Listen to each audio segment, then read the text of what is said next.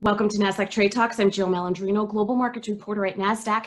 Joining me is Dave Donovan, VP and Managing Director with Publicis Sapient, to discuss how advances in innovative technology will help banks unlock enterprise value for customers, employees, and build awareness around financial literacy. Dave, it's great to see you as always. Welcome back to Trade Talks.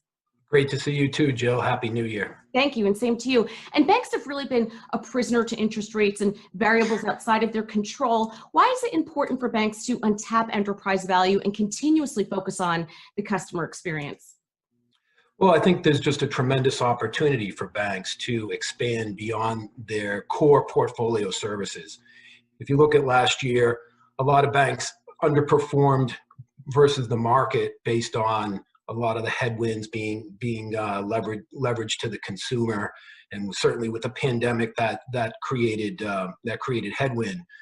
But I think as you look towards 2021, there's a lot of opportunity for banks to not only grow core revenue as we come out of the pandemic, hopefully, but also to expand their portfolio of services by leveraging technology, leveraging this idea of embedded services, whether it be embedded lending or insurance, or expanding and creating more of a platform effect for their brands, because they do have very iconic brands. Tell us about the proliferation in cloud, AI, machine learning, and data. Sometimes it seems as if they're used ubiquitously. Yeah. Well, essentially, what technology is doing now is unlocking the ability for enterprises and iconic brands to learn more about customers, to be able to serve customers in a faster, more intuitive way, in a more personalized way. And I think that's something that consumers have gotten used to with the big tech companies like an Apple or an Amazon. And now you're seeing brands like banking and retail and other brands looking at these technologies as a way of creating stickiness with their consumer base. I think consumers expect all their brands to ultimately be connected. I like to call it the API economy. That's a good term to use. Do you expect to see continued innovation in payment solutions? Absolutely. I think that payments are a key area where banks can focus on expanding their portfolio of services. One example I would look at is ADP. For example, the payroll services company. I feel like this is a very under-leveraged asset. If you think about it, they have so much payroll data on employees, and think about how you could leverage that, whether it be in partnership with banks or certainly if a bank looked to acquire them. But they're not just unlocking all the payroll data, but then you could use that data to create new innovative lending solutions. You could also use that to work outside of your core competency and start paying bills, whether it be cable bills, utility bills, insurance. There's a lot of downstream services that banks could look at as a way of creating, again, additional stickiness with the consumer. Eaton Vance was bought by Morgan Stanley. Do you think consolidation within the asset manager space will be a theme for 2021? And what's your thoughts in the capital markets space overall? So capital markets has been great. I mean, I think that was a silver lining in 2020.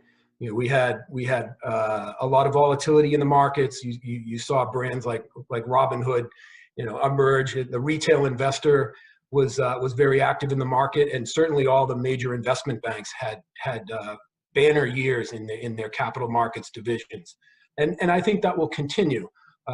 Capital markets is a great area for banks to make money, but I also think that it's only going to move the needle so much. You still need net interest margin. You need the interest from interest rates to rise, and I don't see that happening in the short run. So again, that's where you'd want banks to look to expand their breadth of services. As it relates to asset management, I do think that you'll see a lot more consolidation. You mentioned Eaton Vance.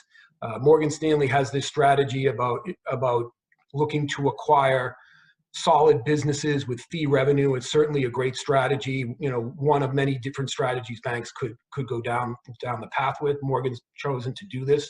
I think there's a lot of other tremendous assets within asset management where you have solid businesses, businesses that have been around for over 50 years, where they might have depressed valuation based off of because of some of the pivot to passive investment, but there's still great investments for bigger organizations like a Morgan Stanley or other major banking institutions. And customers have been the primary focus when it comes to experience, but what about employees? Employees as it relates to banks? As it relates in general, how we're leveraging all this technology to improve the customer experience, how is that translating to what you're seeing? Consumers. Oh, sure. Yeah. I think consumers win. Consumers are going to win. As I said before, I think consumers expect all their brands to be connected in some way. And what you're going to see is you're going to see brands, regardless of vertical, compete for what I'd call the homepage.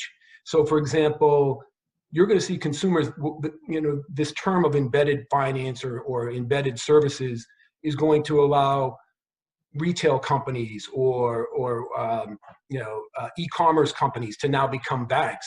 And so it won't be an anomaly to see consumers bank with non-financial services enterprises. And I think this is also an opportunity for not just non-FS enterprises, but also for banks, because I think as they expand the breadth of their portfolio of their service offerings, that will also unlock enterprise value, which will certainly lift their stock price and their market value.